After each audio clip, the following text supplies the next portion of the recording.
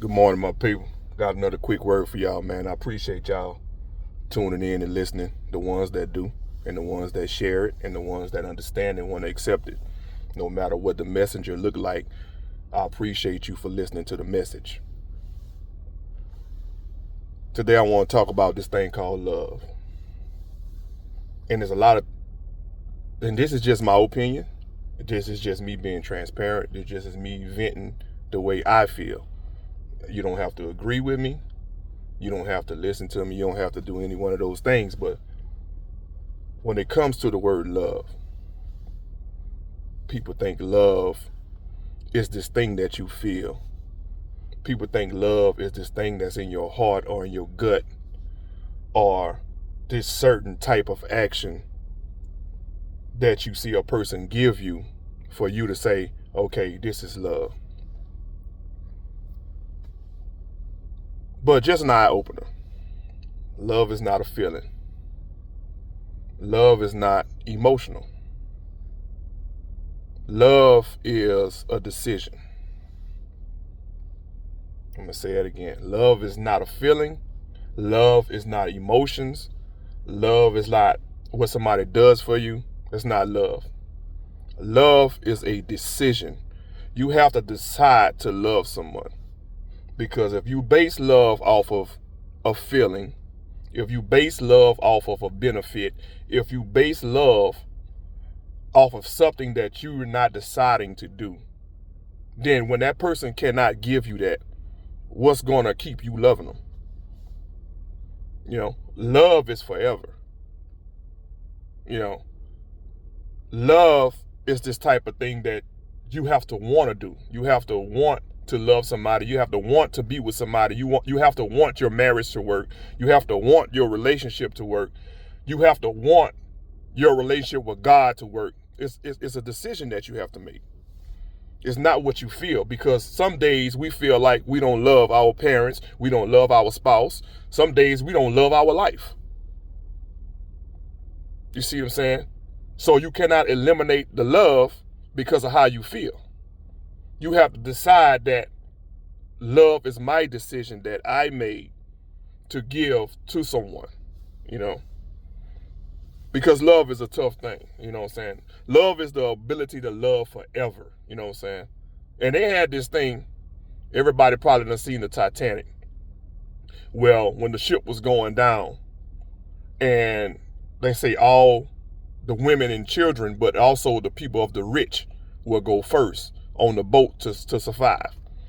And they had this older white lady on there that said, yes, we are rich.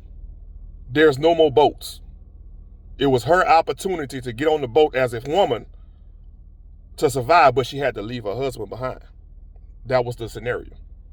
And she said, I will not leave my husband behind. Even though I can save myself, I will rather stay here and die with my husband. That was a decision she made based off she's deciding to love her husband forever to death. You see what I'm saying? You decide to love. Love is a decision. It's not an emotion. Because if she based it off of emotions, her fears would have told her, I don't want to die. I'm going to get on the boat. But she'll look at it and say, baby, I love you. I hope you make it. But I'm deciding to save myself. She didn't decide to save herself. She decided love. If that makes sense to you? Like, it was this quote, man, that I heard before. And it stuck with me a long time. And I still use it today, you know what I'm saying? And it's like, people have, number one, everybody's going to hurt you in life. And I'm going to get up and close personal with you with this one. Everybody in life will hurt you, right? But you have to choose the ones that you're willing to sacrifice or suffer for. You have to choose that. That's that decision again. Everyone will hurt you. Everyone will let you down in some way. And by knowing that, you have to decide which ones that you choose to love, that you're willing to suffer or go or sacrifice or whatever, just like your kids, just like anybody. You're choosing and making that decision to do these things. You know, even when God was on the cross, you think God was nailed to the cross and was saying, man, this love feels so good. This is a great feeling. No, he was getting beat. He was getting whipped. He was getting embarrassed. He was getting humiliated. He was getting a lot of things. He didn't stay on that cross because he had the ability to not even go on the cross. He had the ability to even come off the cross. It wasn't the nails that held him to the cross. It was the love for his people that kept him there. He decided the love decision. He didn't say how I feel, because if he would have went by, I'm on this cross and it's hurting and I don't like this and it don't feel good, he had the opportunity at that time, if it's God's will, to just do, he got the power to do whatever. He didn't have to stay there. Those nails couldn't hold him. Those guards couldn't capture him.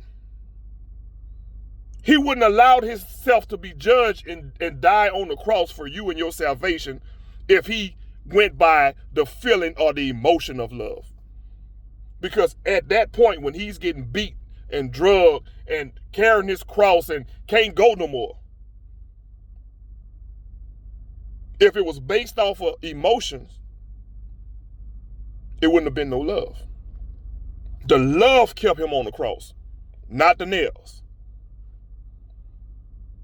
So you got to ask yourself, when you go and get married, a lot of people get married for the benefit of saying I'm married. Nobody honored those vows when you going in there and you telling you, well, do you honor your husband or your wife, sickness and health, rich and poor? They're not just asking you that just to ask you that. What they're saying is, the days that you don't like your husband or wife, the times that they get on your nerve, the times that you really don't like them and don't want to be there, will you still have the ability to choose love? Not based on how you feel, but based on love itself. And see, a lot of people they understand it, but we base off emotions. We move off emotions. We make decisions off emotions. Somebody make you mad, you think about it, you want to retaliate, and then you do something and reacting to their actions. But sometimes if you just sit back and you think about the love you have for that person, sit back and you think about how much you love that person, it can stop you from doing some things that can really create a lot of difficult situations that may come from your decision making of what you may decide to do. You're only responsible for you. You're not responsible for no one else. You get judged for you. Brandon is going to get judged for Brandon, not for what his mama did him, not for what his daddy said, not for him and his sister fighting, not for what his children feel about him. Brandon is going to be judged for Brandon. So what Brandon does is on Brandon. Brandon has to carry his own cross. You know? Thank you, Jesus. See, it just came to me. Sometimes we put in place to where you in a situation and you're trying to make things happen for where you're not supposed to be. I'm just saying.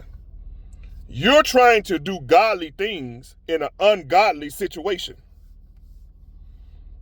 That was not your assignment to do that. It's not working because that's not your assignment. But because of what you feel and you're basing it off your emotions, you continue to do it. When God telling you it's not going to work. And you telling God, yes, it will. Watch. I'm going to show you. You can't straddle the fence, man. In life, you can't straddle the fence. And I did a lot of that. From fornicating to pornography to sleeping around to doing all this thing. And it takes a mature person to realize and take accountability for their actions. And then you act on it. A lot of people won't understand what I'm saying right now, and some don't even care because I'm having fun. And doing things that's not godly is fun. That's why you do it. But once you cross that threshold and you say, God, I receive you, I accept you, and I want you to lead my way. You have to act on that. You can't say, I'm trying. Well, at least I went to church. That's a start. That's excuses. You have to stand on business as like you want God to stand on business. You don't want God to say, well, I ain't feel like it this morning, so I just ain't bless you. I just let the devil have his way with you. It ain't matter. Once you choose God and once you choose God, well, you got to go with it. It ain't no, well, I tried. But you also got to be mindful of these people that lead you into sin. They're just as guilty as you are. That's why you're only as good as your circle.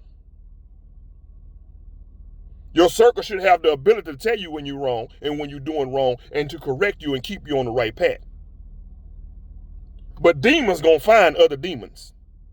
Demons is going to find a way to connect to other demons. Even if there's demons that's inside of you that you have suppressed, other demons are going to try to find a way to bring that back up. If you know, as a man, I don't want to cheat on my wife, I'm not going to do this, why am I going to the strip club? Why am I putting myself in situations where it could be a possibility I can cheat? Why would I put myself in that? Why would I say I want to stop drinking? I'm going to go to the bar, but hey man, I ain't going to drink nothing. Why go to the bar? Why be tempted? You see what I'm saying?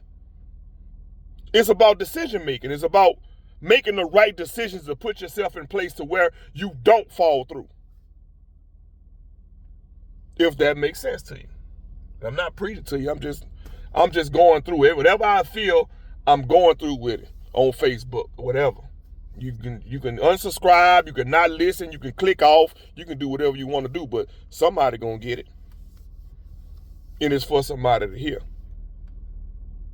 That's one thing you can't do is play with God. You can't play with God. And once you make that right and you make that covenant to say I'm gonna follow God, you have to follow God.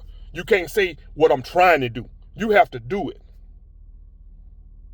But we feel we don't want to cut people off. We don't want to let go of certain things because it makes us feel good. This going to hurt a lot of feelings right here. But hey, it could be my kids. It could be my mother, father, whichever. This is what the Bible say. This is the law. If you want to believe in the Bible, you believe in God, how can you believe in God and not believe in the Bible? You see what I'm saying? All these things that's going on that they try to make you accept.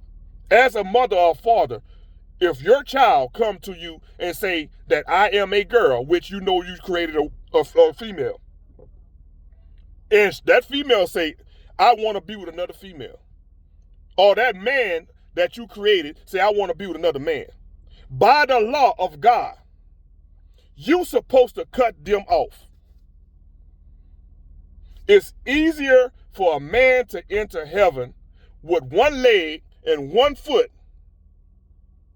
on the other leg with one arm than to enter heaven wholeheartedly through sin. I'm just telling you what the Bible say, man. And we struggle with that. I struggle with it. But that's the law. The truth is the truth. The law is the law. I'm not telling you this because I feel like I'm better than you. It's just what it is. And we need to help each other stay on the up and up. That's what I'm saying. It's teamwork. Make the dream work. That's why you get with people that have the same mindset that you have. The ones that's not going to push you to fornicate. That's going to push you to do bad things. That's going to actually validate you doing bad things to other people. Because we're friends and I want to stay in your circle. Because I love you so much. But I'm going to tell you why you're friends. Y'all done did so many things bad together to where that other person can't tell you when you're wrong, because the first thing you're going to do is throw about what they did with you when y'all was together. You can't tell me I'm wrong for fornicating because you cheated on your man. You cheated on your woman. You cheated on your whatever it may be. So how can you tell me? So the fear of the prejudgment that's coming from the judgment after I tell you what's right, that would make friendships fall apart. Because now I'm no longer allowing your demons to lead me and validate your wrongdoing. So because I believe in God, I don't have to remove you. God allowed you to remove yourself from me. Y'all not hearing this now. I don't have to do anything. When you believe in God and you do what's right and you put that positive energy into the universe, you don't have to do nothing. God gonna take care of it for you. Them people will remove themselves without you saying anything. Because the only thing that agitates a demon is godly ways. I'm not going to let you step over me. I'm not going to let you disrespect me. I'm not going to allow you to hurt me anymore. I'm not going to allow things in my life that I know that's making me happy and disturbing my peace. I'm not allowing those things in my life. I'm going to stand on business, and I'm going to completely believe in God. And then at the end of the day, all those things that is not God, that is not of me, will be removed. It's going to be lonely. It's going to be seclusion. It's going to be heartache and pain. It's going to be a lot of things that you go through when you find and you try to take the godly route. You have to be prepared for that. But the blessing will overshadow all the heartache and pain you went through. I'm just saying. Stop allowing people to drag you to hell with them. Woman or man. At some point, you have to take accountability for your life and get rid of that, what I feel and what I think and how I feel and my emotions, and I'm so vested in them and I'm so this. You got to logic. If I continue on this route, what would be my outcome? How can this hurt me? Now, if you and that person is equally yoked and y'all want to just do that together, hey, nobody is forcing nobody. But if you know you one way and your spouse or your friendship is another way that you don't want to feel like you don't want to indulge in, you have to cut ties. But that person will cut ties with you anyway for being a godly person, because the first thing they're going to say is, man, that dude acting funny, man. Oh, I don't like her, she bougie. Oh, she act like she can't hang with nobody. Oh, you act like you think you all good at two shoes, and they start to resort back to who you were, not who you are. People don't like the new you. People don't like to change you. So in order for me to have this discernment of you a bad person, I got to go back to who you were. You see what I'm saying? I don't like the new person, so if I keep speaking on who they were, other people have a perception of, okay, that's what it is. Because that's what people do. If I don't like you, my job is to have other people not like you. Because the last thing I want to do is be by myself. Misery need company. That's a true statement. But just know that. Love is not emotional. Love is not based on feelings. Love is a decision. To be with that person, to honor that person, to be loyal to that person, to respect that person, all that are decisions. That has nothing to do with feelings. That has nothing to do with money. That has nothing to do with how that person make you feel in the bedroom. That person, male or female, have to want to love you. That what keeps the bond. That what keeps the friendship. That what keeps the loyalty. That what keeps that person from not stepping out on you. Because they want to love you and they want to be a better person. I ain't gonna hold y'all, man. I'm gone.